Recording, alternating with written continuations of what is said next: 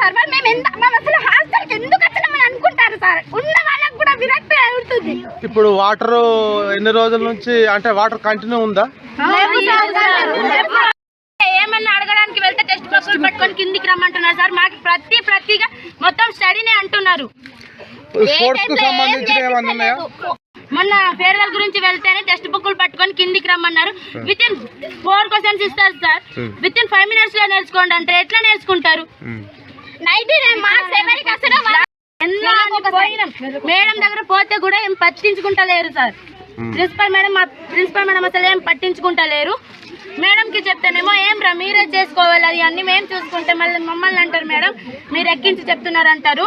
దేని గురించి మాట్లాడినా మేడం ఇప్పుడు మేము 9th క్లాస్ వెళ్ళి మాట్లాడితే మాత్రం ఎనీ టైం 9th క్లాస్ అంటారు. బాగా టార్గెట్ చేస్తున్నారు మేడం. ప్రాపర్ గా రాదు చేస్తున్నారు.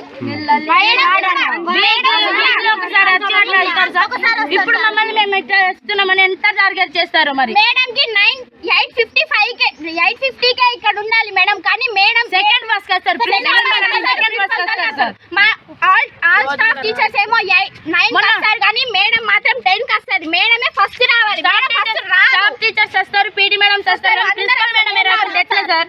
ఆ మేడం ముందుండి ప్రేయర్ చెప్పాలి, ఏం చెప్పాలి కానీ ప్రేయర్ ఫోటో మాత్రం పెట్టాలంటది. ఏ మేడం ఉండి పెడతారు సార్? ప్రిన్సిపల్ మేడం లేదు, ఎవ్వరు లేరు. డ్యూటీ మేడమ్స్ వస్తారు వెళ్తారు. ప్రిన్సిపల్ మేడం రావాలి.